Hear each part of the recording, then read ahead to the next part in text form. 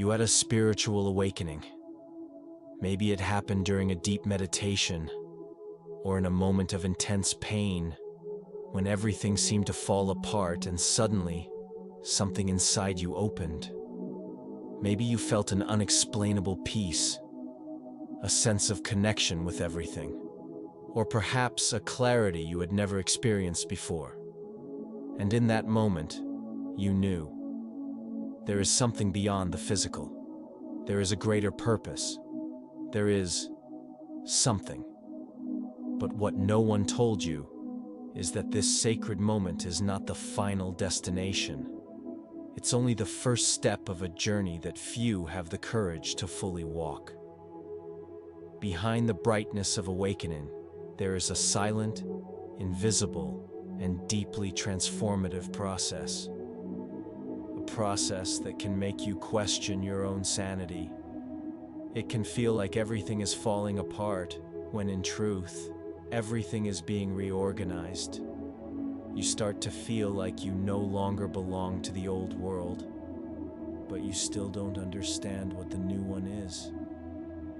And that's exactly where many people get stuck, because no one explained what happens next. No one prepared you for the spiritual trials that arise when the soul awakens. No one told you that the light you accessed would also illuminate everything that still needs healing. But there is a reason for all of this.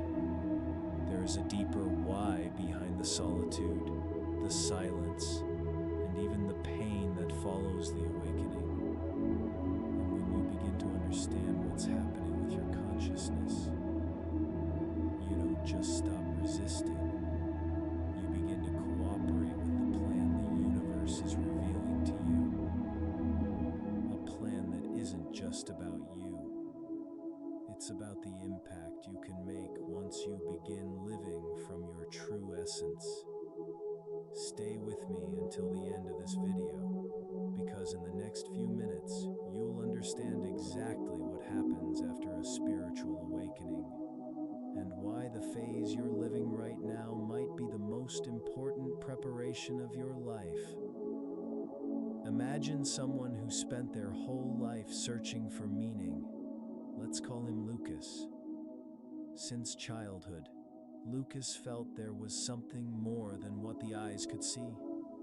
But like many, he taught himself to ignore that inner voice. He worked, studied, grew up, and everything seemed right.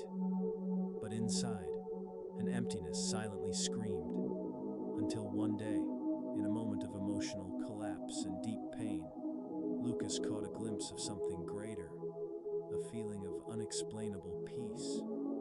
It was as if a curtain had been pulled back. He saw beyond the veil. He had awakened.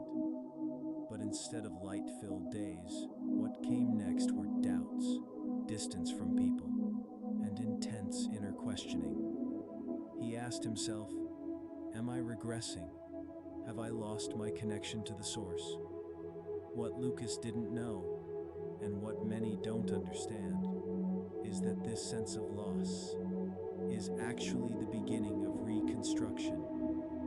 If you've gone through something similar, write in the comments, I awakened too, and share this video with someone who's going through it now. Your story might change another life. After awakening, the soul enters a process of realignment. It's as if you're being prepared to see the world with completely new eyes. But this new vision requires letting go of the old one. And that's when the real pain begins. The dismantling of identity. Friends start to drift away. Old dreams lose their meaning. Activities that once brought joy now feel empty. You're not regressing. You're shedding. This phase is known as the dark night of the soul. And though it may feel lonely, it's one of the clearest signs that your consciousness is crossing a spiritual threshold. You begin noticing synchronicities more often, repeating numbers, encounters that feel destined, intuitive feelings that come true. But along with that comes a new challenge. Responsibility. The universe starts testing your ability to act consciously, even when no one is watching. You are invited to look inward and face everything that was repressed: fears, traumas, limiting beliefs. Because only after walking through that dense forest does clarity begin to emerge. And it's at this point that many give up. But what comes after this is something very few dare to speak about. What happens after the dark night of the soul? Why do some people, after years of walking this path, say they experience a constant state of peace, even in the chaos of the world? There is a stage of awakening that completely transforms how you relate to time, to pain, and to love. But that stage doesn't come to those who only contemplate. It manifests for those who integrate. Few people realize that spiritual awakening happens in layers, and the first layer is only the shattering of illusion. After that, consciousness begins to expand in cycles, like an ascending spiral, and at each turn, you are challenged to release something that once felt essential. But there's a specific moment when everything changes. A silent, almost imperceptible instant in which your soul understands something that words cannot describe. And when that moment comes, when that moment of clarity finally arrives, everything changes. The same situations that once emotionally destabilized you are now observed with calm. You no longer react on impulse. You still feel, yes, but you feel with awareness. You sense fear, but it no longer controls your choices. You notice anger, but it no longer dictates your words. You witness the chaos of the world and still remain at peace. This is one of the greatest psychological benefits of a true spiritual awakening: the building of an unshakable inner center.